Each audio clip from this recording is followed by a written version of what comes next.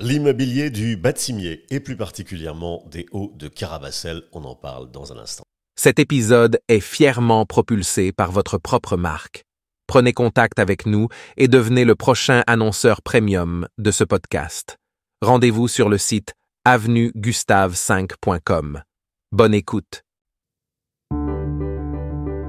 Avenue Gustave V, le podcast de l'immobilier. Oui, c'est l'un des secteurs les plus demandés par la clientèle à Nice. Et je sais de quoi je parle. Bienvenue dans ce nouvel épisode d'Avenue Gustave V. Je m'appelle Jean-Christophe Dimino et l'immobilier, c'est mon métier. Je suis spécialiste transactions.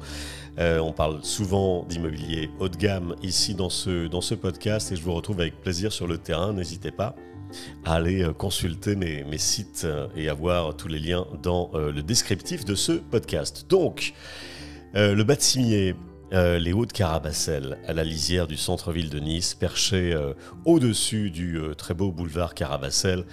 Voilà, le Bas-de-Cimier, les Hauts de Carabacel dévoilent une atmosphère élégante et aujourd'hui encore assez confidentielle. C'est un secteur qui s'articule autour de l'avenue Biecker et de ses rues adjacentes, qui séduit les amateurs d'architecture belle époque, de calme, de luminosité, de vues dégagées et clairement de cadre de vie ultra privilégié puisque entouré de verdure. C'est un patrimoine belle époque exceptionnel que l'on trouve dans ce secteur du Bas-de-Cimier sur les Hauts de Carabacel. L'avenue Biecker et ses alentours concentrent quelques-uns des plus beaux témoignages de l'âge d'or niçois, puisque ici, les anciens palais transformés en résidences témoignent, comme d'ailleurs un peu partout dans le quartier de Cimier, mais qui est très vaste. Là, on se concentre vraiment sur le bas de la colline de Cimier, les Hauts de Carabacel. Tout cela témoigne vraiment de l'opulence de la fin du 19e et du début du 20e siècle, lorsque Nice était une destination de tourisme hivernal prisée par l'aristocratie européenne. Parmi les fleurons du quartier, allez, je vais citer deux immeubles. Le Palais de l'Ermitage, c'est un joyau de la belle époque, rénové il y a une quinzaine d'années, qui combine élégance architecturale, jardin paysager magnifique, vue spectaculaire sur la ville, la vieille ville, la colline du château, la mer bien sûr, et les deux caps, d'un côté le cap de Nice, le cap d'Antibes, de l'autre. Très belle orientation, plein sud, soleil couchant, enfin c'est extraordinaire. Le Palais de l'Ermitage, vraiment il faut le voir au moins une fois, et c'est évidemment un immeuble avec des appartements dotés de hauteurs sous plafond impressionnantes, de parquets en chevron, de détails ornementaux, voilà, très recherchés, vous l'imaginez bien. Il y a aussi le Carlton Carabacel, qui est beaucoup moins connu, alors évidemment moins connu que son illustre homonyme cannois. Ça n'a rien à voir avec le Carlton de Cannes.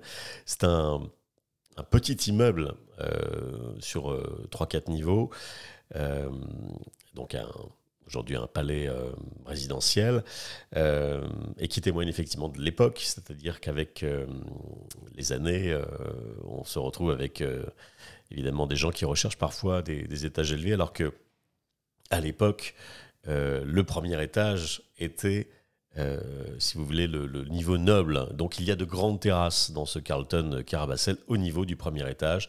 C'est ce qui donne tout son charme à l'édifice. Autres belles adresses, le quartier regorge d'immeubles anciens, toujours bien entretenus, des hôtels particuliers, des villas classées pour certaines, de petites résidences bourgeoises des années 50, 60, 70. Et tout cela à deux pas du tumulte des quartiers Garibaldi, de la place Masséna, bref, du cœur de ville. Avenue Gustave V, les news de l'immobilier. Alors, pourquoi c'est si recherché par la clientèle ? Eh bien, parce que résider dans ce secteur des Hauts de Carabacel, du Bas-de-Cimier, c'est le parfait compromis. C'est choisir une vie urbaine, apaisée, avec des commodités, celle du centre-ville accessible à pied ou alors en vélo électrique, quelques minutes à peine. C'est pas vraiment être sur les collines les plus surchargées, notamment de l'ouest de la ville, ou même plus haut sur Cimier. C'est une ambiance d'un quartier résidentiel chic et feutré. Il y a peu de circulation, beaucoup de sens unique, très peu de trafic. Les vues sont souvent imprenables. Les étages élevés de ces palais offrent des perspectives sur la ville, les collines et la mer Méditerranée. Voilà. La demande y est forte, notamment de la part d'une clientèle La demande y est forte, notamment de la part d'une clientèle locale attirée donc par le calme et par la carte scolaire, puisqu'il y a l'Institut Stanislas qui est là encore très recherché.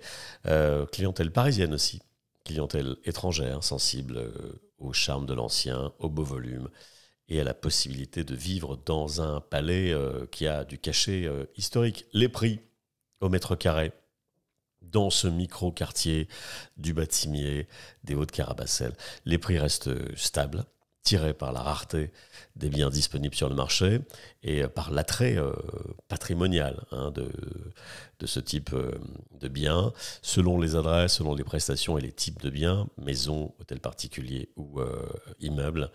Le mètre carré peut se négocier en moyenne entre 6 500 et 9 000 euros avec des pics au-delà pour des appartements rénovés avec vue panoramique ou disposant de grandes terrasses. Avenue Gustave V. Voilà pour le quartier Carabasselt, le Bas-de-Cimier. Pour plus d'informations, évidemment, vous pouvez me contacter directement. Puisque l'immobilier, c'est mon métier. Merci à vous. Vous pouvez aussi aller sur avenuegustave5.com. Tous les liens sont disponibles dans le descriptif de ce podcast. À bientôt.